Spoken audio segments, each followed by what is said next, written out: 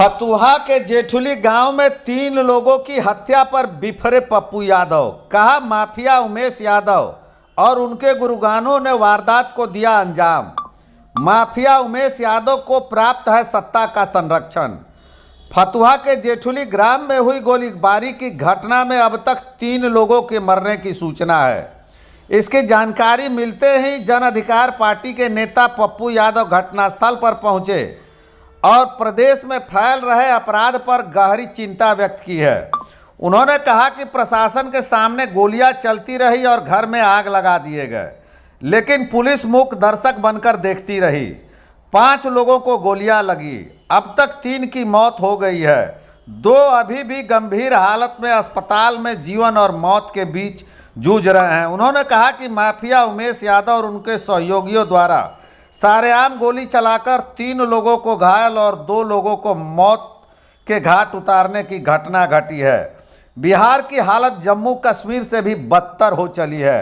हाल ही में राज्यपाल ने यह बात कही थी और सच भी तो है। कितनी देर हुए, महज कुछ घंटे पहले भूमाफिया के कारस्तानी पर हम यहीं लोगों से संवाद कर रहे थे और इसके लिए संघर्ष की बात कर रहे थे, और फिर यह शाम की घटना इलाके में भय का माहौल को जन्म देने वाली है। फतुहा वैशाली के आसपास के इलाके अपराधियों के लिए शरण स्थली बन गए हैं, जो पोषण पटना में सादे लिबास में चलने वाले माफिया नेता और पदाधिकारियों से संजीवनी लेते हैं, फिर आम लोगों के जीवन का नाश करते हैं। मेरे मुझको समझ में नहीं आता है कहाँ बाकी है क्या होने के लिए। पुलिस के सपोर्ट लेकर यहाँ डिप्टी सीएम साहब हैं, आप हमको बताइएगा ना कि डिप्टी सीएम साहब का क्षेत्र होता है। भाई पटना सुरक्षित नहीं होगा तो क्या सुरक्षित, कहाँ सुरक्षित रहिएगा। ये सब का जमीन कब्जा करते फिरता है। अब जनता को हाथ में नहीं लेना चाहिए। सब का जमीन कब्जा करता है। जमीन कब्जा करने में इन लोगों की भूमिका सबसे ज्यादा है। आप लोग अपराधियों को गिरफ्तार करना चाहिए ना। ये आज का मन बढ़ा हुआ है इन लोगों का। आप कहाँ बात करेंगे? इसके पहले भी हम यहाँ आए थे, मैं पहले मार दिया था। इसके पहले भी आया था। आपको लगता है एक बार फिर से ज्यादा जो है उपद्रव देखने को मिल रहा है, स्थिति लॉ एंड ऑर्डर की खराब हो रही है? सर लॉ एंड ऑर्डर इसका मतलब ऐसे बोलता है भाई, ठीक है। लॉ एंड ऑर्डर के बारे में क्लियर है सर। सब लोग लगे हुए हैं 2024 के चुनाव में, सत्ता भी विपक्ष। इन लोगों को गाली गलौज से फुर्सत किसी को नहीं है।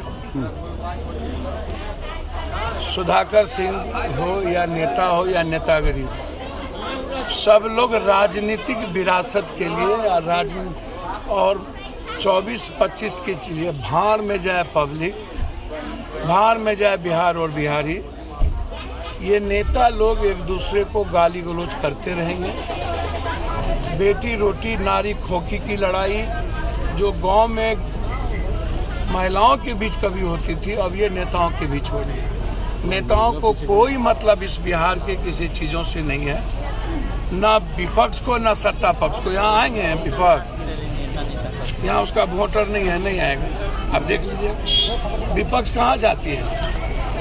छपरा में एक पक्ष में गए, दूसरे पक्ष में नहीं गए।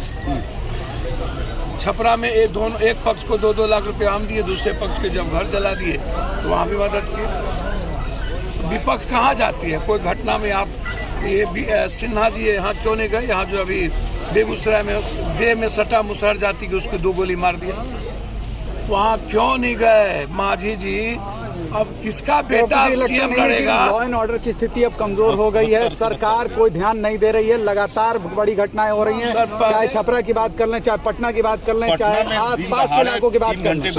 3 घंटे गोलियां चलती रही हैं, लोगों का बुरा हाल है। यहाँ बेटा का कौन किसका मुख्यमंत्री बनेगा, इसकी नारी खोखी से फुर्सत होगा तब न। सीएम बनेंगे कुशवाहा, सीएम बनेंगे माझी जी का बेटा, सीएम बनेंगे तेजस्वी जी, सीएम बनेंगे चिराग जी, फलना जी, अखबार पीडीएफ सब इसी में होड़ में लगा हुआ। मतलब सीधी बात है कि राजनीति हो रही है और पब्लिक जाए भाड़ में। बिल्कुल सिर्फ इस बिहार में राजनीति हो रही है, गाली गलौज हो रहा है, मुखिया को मार दिया, सबको, इसके अलावा कुछ नहीं हो रहा है। देखा खुल्लम खुल्ला खबर की रिपोर्ट।